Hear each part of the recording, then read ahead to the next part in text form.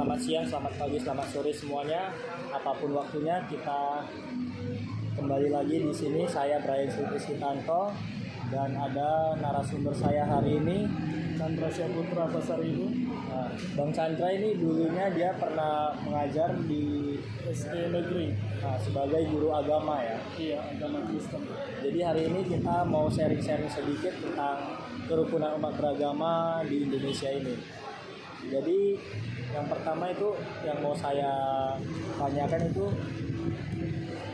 tentang bagaimana sih pendapat Abang tentang kerukunan umat beragama di seluruh Indonesia. Menurut Abang itu poinnya lah dari 1 sampai 10. Indonesia itu kerukunannya ada di nomor berapa sih? Apakah udah cukup tinggi, 38, 10 atau berapa? Dan khususnya menurut agama Abang, bagaimana sih kondisi kerukunannya di Indonesia sekarang? Dari Abang sendiri lah melihat kerukunan itu di Indonesia berapa? Ya, kalau dari saya sendiri sih kerukunan beragama ya ada di angka, kalau dibuat dari 1 sampai 10 itu ada di angka 7 sih. Angka 7.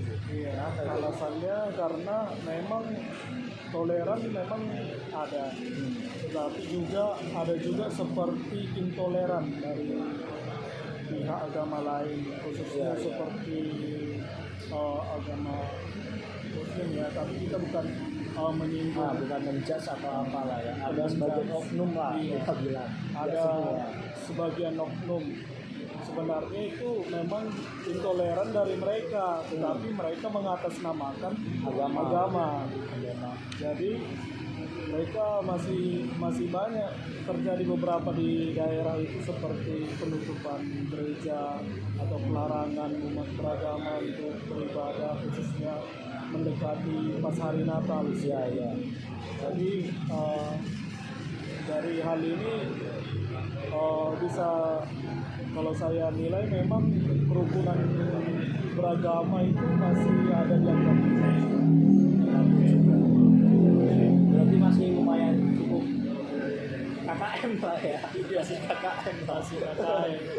Kalau di bawah KKM kan pasti ribut di setiap daerah. Ya, di mana-mana ribut. Tapi ini kan hanya beberapa daerah gitu. Jadi memang ada di angka 7 kalau menurut saya. Apalagi kalau di sosmed ya kan. Iya. Banyak itu yang sedikit aja minggu agama pasti langsung ricuh pasti. Panjang itu komennya itu langsung 400 berapa di bawah.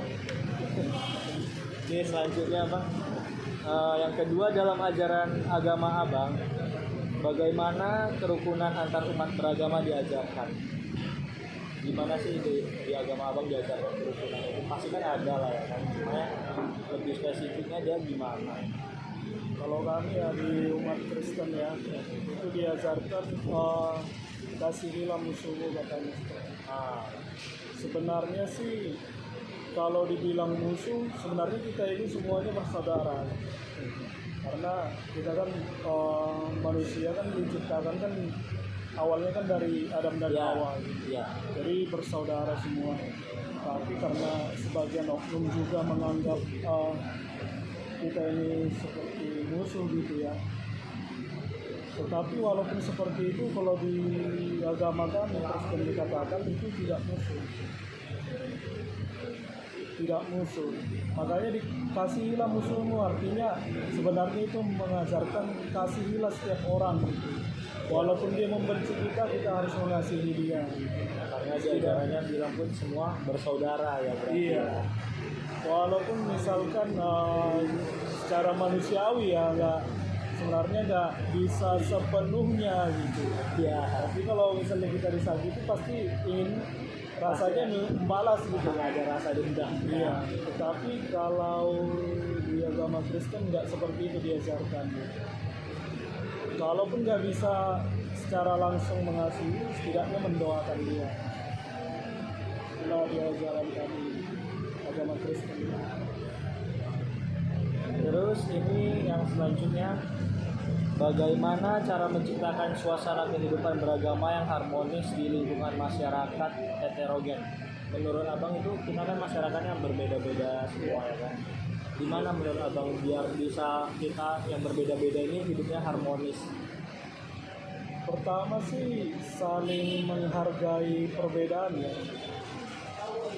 Misalnya budaya yang berbeda, kita belajar untuk beradaptasi dengan dia gitu. Belajar beradaptasi dengan dia walaupun memang budaya dia atau agama dia jauh sekali berbeda dengan kita gitu. Contohnya misalkan kita di Medan ini kan banyak sekali suku gitu kan, banyak sekali budaya, banyak sekali agama gitu. Tetapi kalau memang untuk bisa bersosial mau nggak mau ya harus belajar beradaptasi seperti bunglon gitu, beradaptasi dengan lingkungan. Kalau nggak bisa beradaptasi ya seperti rasa tertindas itu ada gitu, seperti rasa tertindas. Karena kan pada umumnya kan ya setiap orang kan hidup nggak untuk hidup sendiri kan, Ya, pasti bersosial gitu. Jadi artinya ya harus belajar beradaptasi aja gitu. Jadi ketika menghargai agama yang berbeda, misalkan agama Buddha dalam beribadahnya gitu, kita menghargai dia gitu. Itu secara tidak langsung kita juga sudah menciptakan kerukunan gitu. Misalnya kalau di agama lain mungkin seperti di agama saya, apa sih ajaran agama mereka gitu kan. Tapi kalau melihat dari sudut pandang saya nggak bisa gitu.